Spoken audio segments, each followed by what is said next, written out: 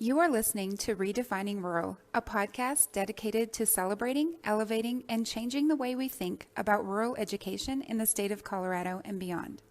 Download and subscribe wherever you get your podcasts, and don't forget to follow us on your favorite social media platform.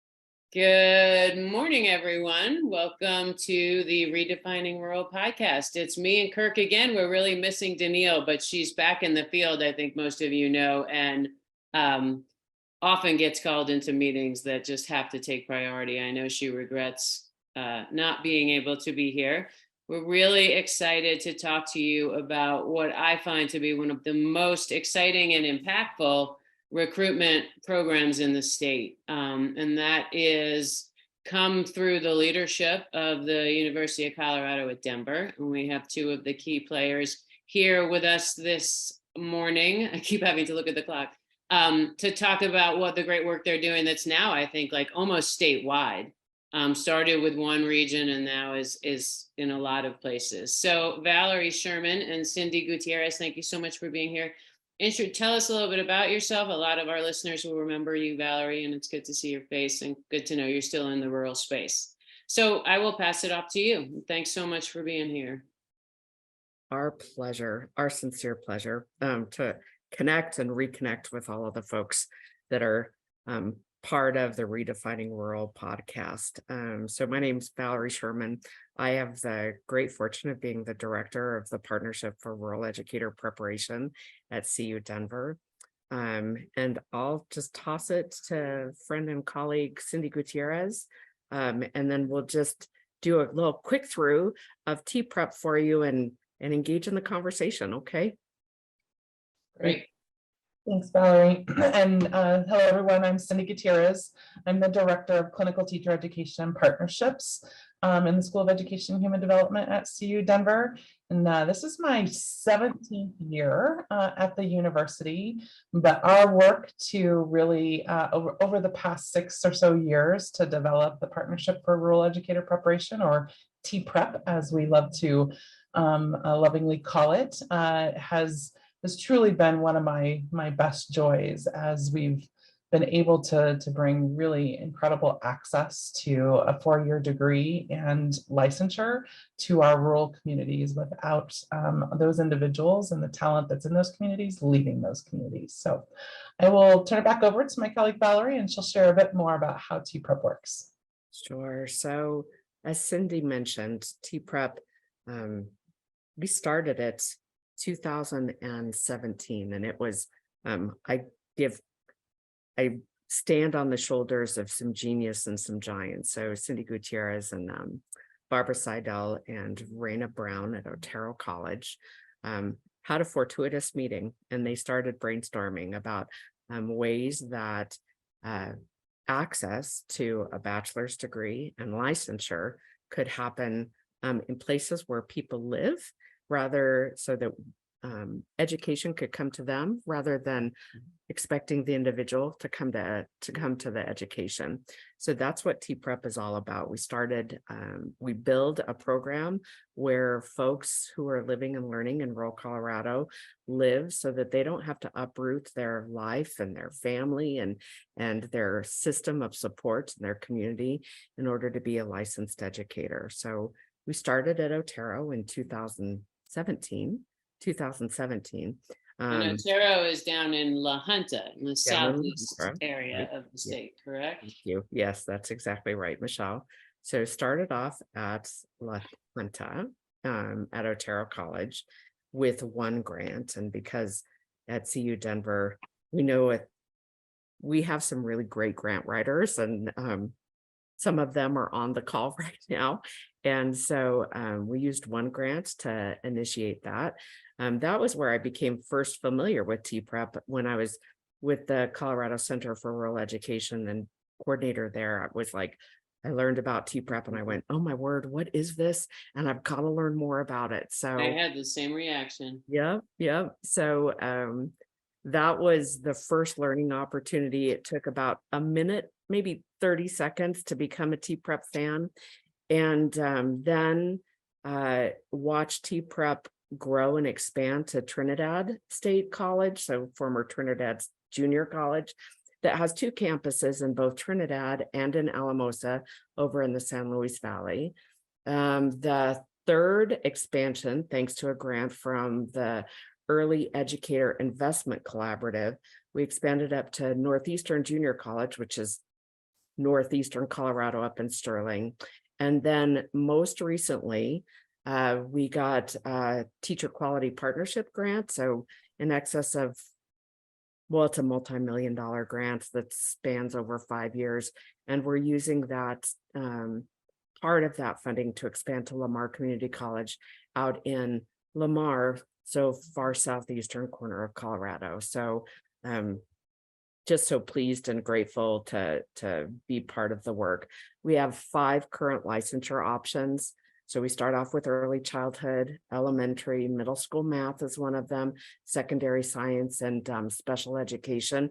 We tend to start with early childhood, elementary, and middle or special education, and then we as initial licensure, and then we expand to middle school math and secondary science from there. One of the things that's I think the best thing about TPREP is that we really capitalize on the local knowledge and talent and wisdom and the special sauce of everybody that lives and learns in rural Colorado to provide face-to-face education, and we'll hire local instructors that are my term. So they're residency coordinators. My term is they're the local glue of the TPREP initiative at each community college, so that people have the opportunity to continue to have relationships with people, because in rural Colorado, that's the special sauce, is relationships. And so that I think is enough rambling from me about TPREP. Cindy, what did I leave out?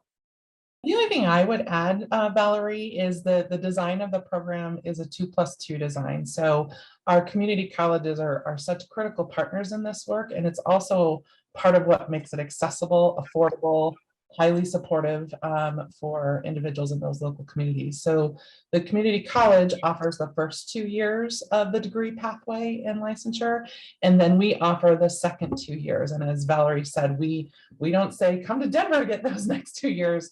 We bring everything to them, and we really tap into the local talent that is there to offer that.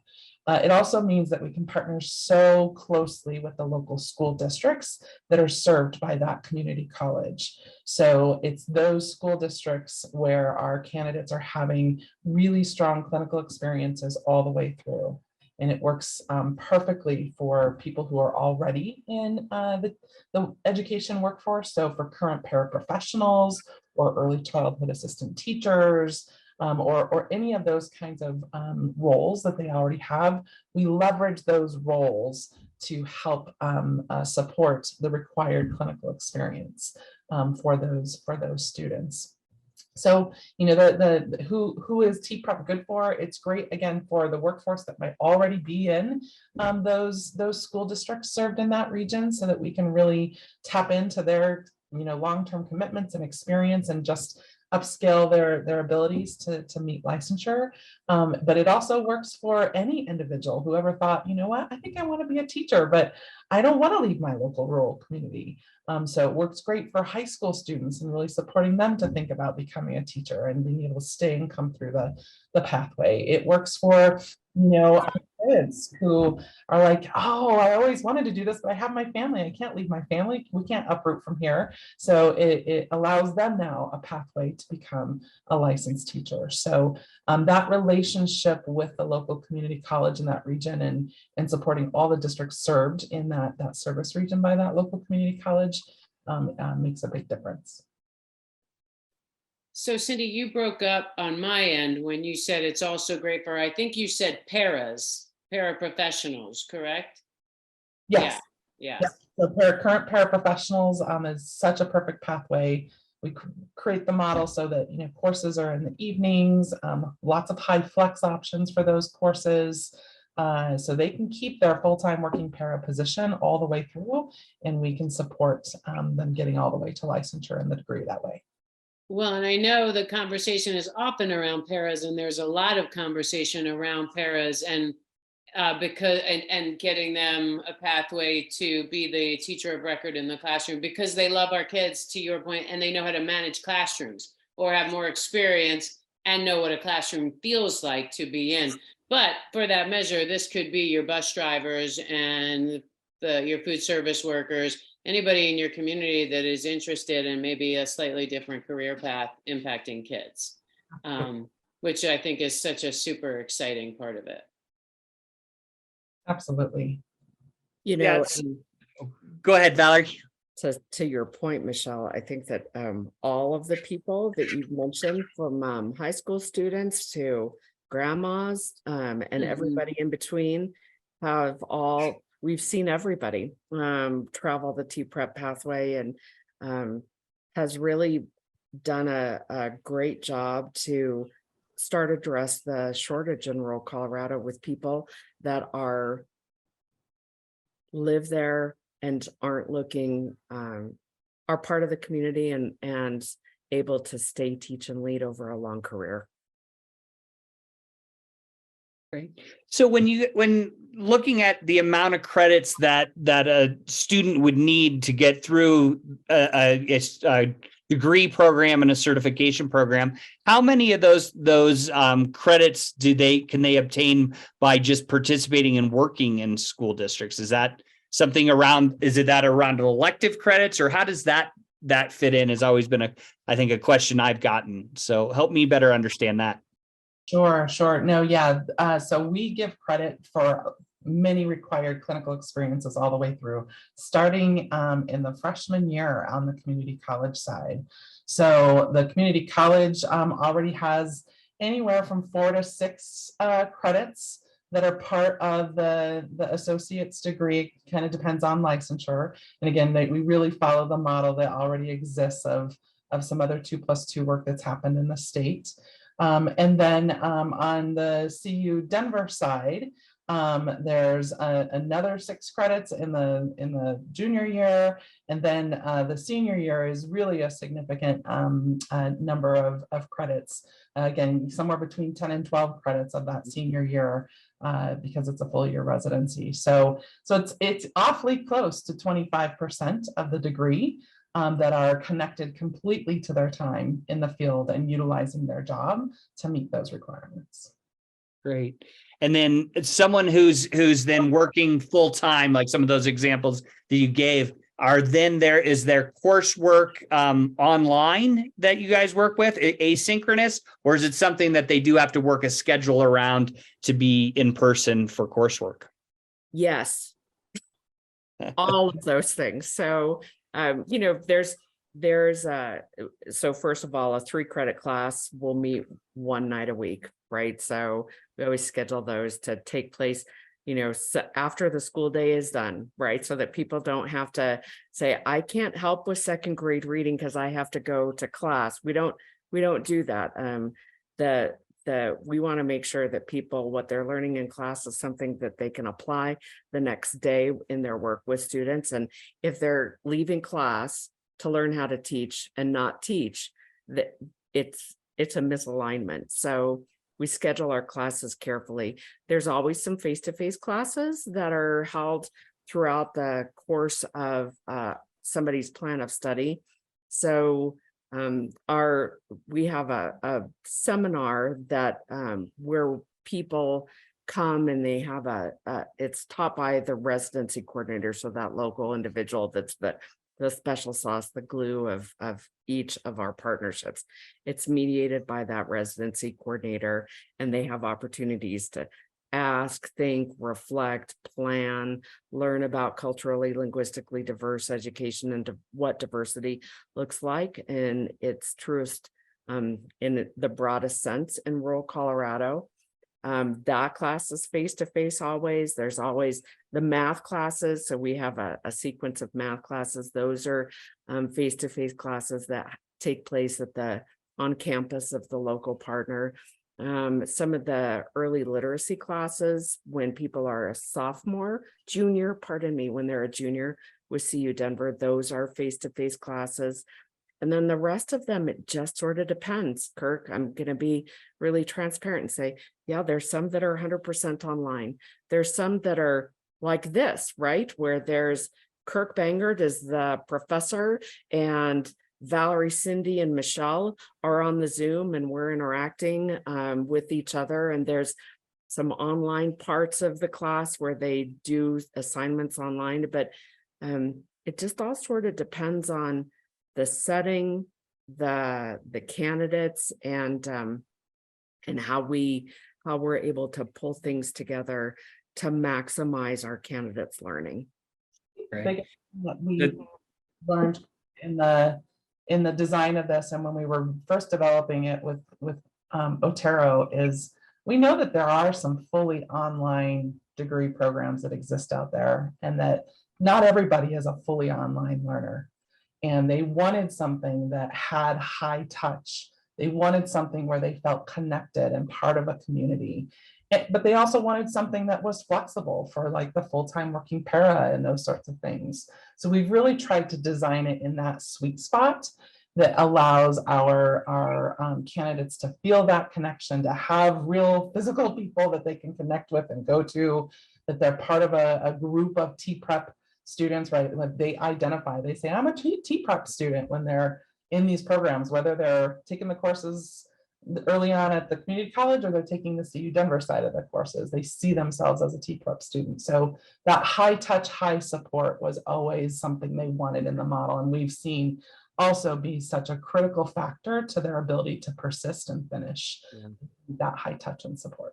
Nice. Well, that seems incredible, that the flexibility that you guys are talking about, that it works with each cohort to say what's the best model for those who are involved. And I think for those of us in rural, I think that's a really key component that people should know about, is that there is that flexibility. It doesn't mean you have to commit to 6 hours of driving every Tuesday, Wednesday, whatever that would look like in a much older model. So I applaud you guys for looking at how that flexibility can work to really cater to the needs of rural. Now, I know you talked about the universities, the partner schools that you guys have. I think one of the questions I have is is there a vision, or is there a partner for looking at more like the western part and the central part of the state as partners? Is that a vision of yet to come, or already in the works? Gosh, it's a vision, a dream, a hope, a wish. Yes, please, right? Because northwestern Colorado, there's a lot. There's opportunities there. There's opportunities at that, and the potential for added endorsements. Frankly speaking, one of the things that we haven't touched on is the fact that our candidates can add endorsements to their license. So they can add a culturally linguistically diverse education endorsement by adding 2 extra classes.